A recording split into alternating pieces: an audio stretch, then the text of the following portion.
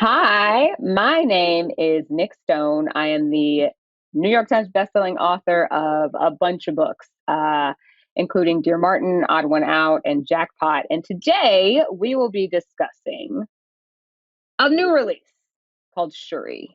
I'm excited to talk about it.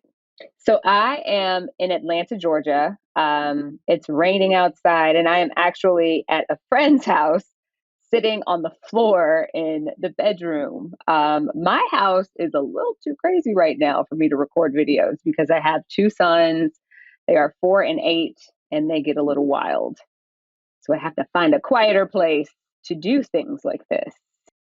So let's talk a little bit about Shuri. Anyone who happened to see the Black Panther film, it's a Marvel Cinematic Universe film that came out in 2018. Anyone that happened to see the film would have met the younger sister of T'Challa, the Black Panther, and her name is Shuri. And she is basically the science and technology mastermind between every amazing, cool thing that has come out of Wakanda. So, fun story here. I was with my husband when I went to see the movie. And when we were leaving the movie theater, I said out loud, I really have to figure out how I can write a book about that Shuri character because she really stole the show. I didn't know who to contact. I didn't know what to do. So I just left it alone. And literally 8 months later, I got an email from a publishing company who was going to be working with Marvel asking me if I wanted to write books about this character named Shuri. So I screamed aloud in an airport. I scared everybody around me. But it was worth it, right? Because I was getting to live out, I knew I was going to get to live out this dream that I'd had since I had encountered this character. So the first book, we see Shuri embark on this journey to figure out what is killing a thing called the heart shaped herb. Now, in the movie, when we encounter the heart shaped herb, it's this glowing purple plant that T'Challa, that the Black Panther uses to get all of his powers. In the comic world, you don't like once the Black Panther ingests the herb for the first time, he or she never ever has to ingest it again. But in the movie, they would have to get rid of the powers in order to do there's like a challenge day that happens. And in order to participate in challenge day, in the film, the Black Panther would get rid of his powers and then he would get them back. So either way, no matter which iteration you go with, the Black Panther needs this herb in order to be the Black Panther, right? So Shuri discovers that the herb is dying. She's trying to make her older brother a new Panther suit, and she's trying to use some of this herb to enhance some of the things in the Panther suit. And when she goes to the field where the herb grows, she discovers that half of the field is gone. Something is killing the plant. So she grabs her best friend, who's a girl named Kamara, and she and Kamara embark on this journey to save the heart shaped herb, not only by figuring out what's killing it, but also by, obviously trying to get rid of it. And so they go on this adventure. They leave Wakanda, they go to Kenya, they go to England, and they wind up coming back. And, it's not really a spoiler that 9 times out of 10 in a story like this, your hero's going to save the day. So I'll just leave that there. So, when it comes to why I decided to write this book about what it's about, like this is a book that definitely taps into the idea of climate change, and it looks at the effects on the environment from climate change, and it also looks at the effects of climate change and the environment on us and on our lives, right? So I decided to make this book about that largely because I think it's something relatable that we could all really stand to think a little bit more about. Any book that I write is going to have some kind of problem at the center. I've written books about racism. I've written books about racism now and racism in the past. I've written books about economic inequality. So basically, the idea of some people having a lot of money and other people not having very much at all. And for this book, I thought that it was important to look at an issue that we could all stand, like I said, to think more about. So, like I said, I'm in Georgia. And here in Georgia, it is currently, I think, 94 degrees and it's wet because it just rained. So you walk outside and you feel like you've stepped into a sauna. And it wasn't this hot last summer. And I think about being a kid, you know, 30 years ago, literally, um, and how the summers weren't as hot as they are now, and the winters weren't as kind of fluctuating and cold as they get now. And thinking about the ways that the climate is changing and the ways that the environment is shifting, like we have to do that, or otherwise there won't be an environment to think about, I think. So for me, it was important to show this girl seeing the world as it is and deciding that she wants to fix something about it, even if it's just in her own country. So I had a blast writing Shuri's story. She is not a character that I made up. Obviously, she is a character.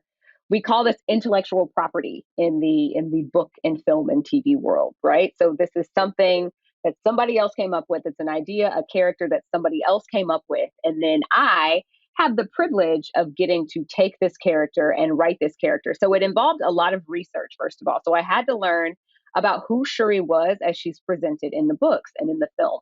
Um, I had to look at what backstory already existed for her. I had to look at where she came from. I had to look at her parents. I had to look at what her relationship with her brother looked like in the comic books. I had to look at what she accomplishes when she gets older, though she's 13 in this book. But at some point, you know, it's not a spoiler that in the comics, Shuri winds up becoming the Black Panther for a while. She winds up becoming the queen of Wakanda, while T'Challa is trapped somewhere else. So knowing what her future already holds gave me the foundation I need to create a part of her story that didn't exist yet. And the coolest thing about all of this is that I got to tap into my own life. I got to tap into my own character because just like Shuri at 13, I was obsessed with science. I remember being 12, seventh grade, 12 and 13, and being really, really, really into the idea of black holes. Um, I was obsessed with astronomy. I was obsessed with astrophysics, and I just wanted to know more about the world and how it worked. I loved taking things apart, and I typically failed to put them back together, but that's okay because I learned how they came apart, and learning how something comes apart can teach you about how it works. So, getting to infuse her with some of my own attributes. Like I was really able to connect with her as a person who loves science and who loves technology. And then my other favorite thing about working on this book was that I got to give her a best friend.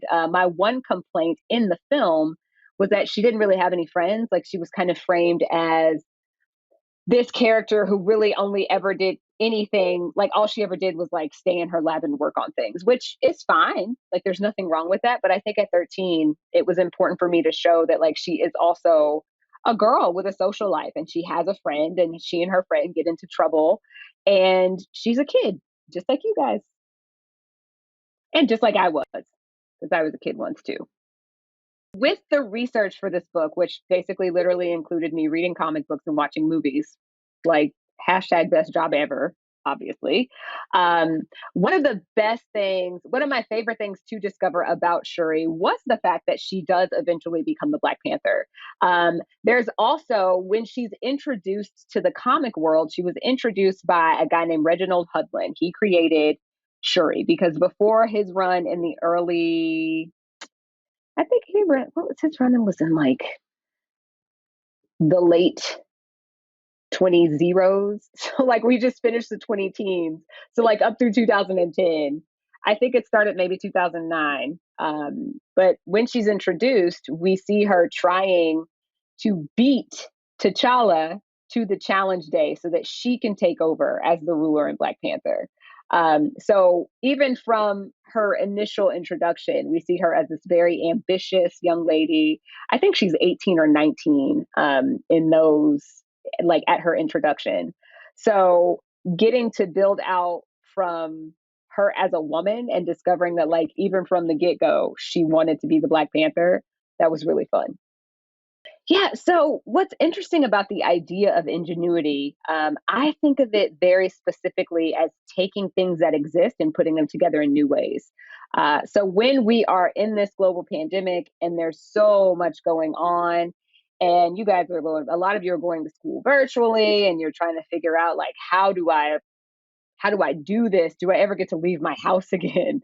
Um, the ingenuity to me comes in with figuring out the answers to those questions. Like, how do I do virtual school in a way that I find it enjoyable? Like, what can I do to make this experience more interesting or more helpful? And when it comes to me and my work, I love taking stories that people think they know already and twisting them and telling them in new ways, or taking characters that people would make assumptions about and showing that these characters are multifaceted, that they're complex.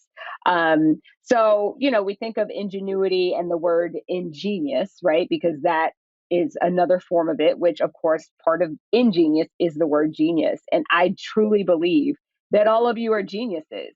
And all you have to do is look at the things around you, step outside the mold of how you're used to using them, and figure out ways to use them differently. I'm actually a huge fan of fan fiction. So, fan fiction, for those of you who are unfamiliar with the term, are stories written about characters that already exist, right? So, I'm basically writing fan fiction when I write Shuri. Excuse me. I'm writing fan fiction when I write Shuri. I'm just getting paid to do it. So when you are when you notice a character who is like you and you want to expand on their story, go for it. There's nothing to stop you from doing that. And then if you want to take that character and take some of their attributes and turn them into an original character, you can do that too. I use a template when it comes to character development. Um, I adapted this template from something I took off of Rick Riordan's website probably 7 years ago.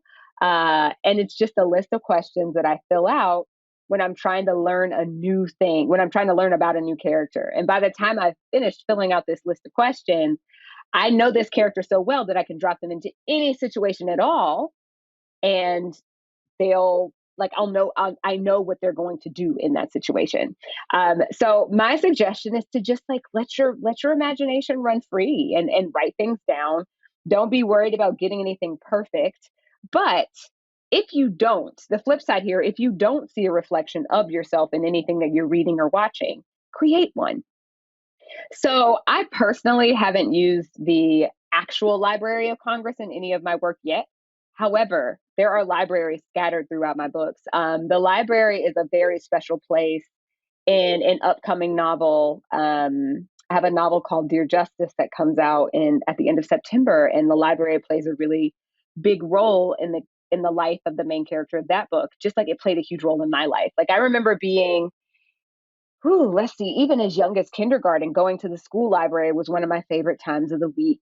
As I got older, there was a library. We lived in Kansas City, Kansas for a couple of years.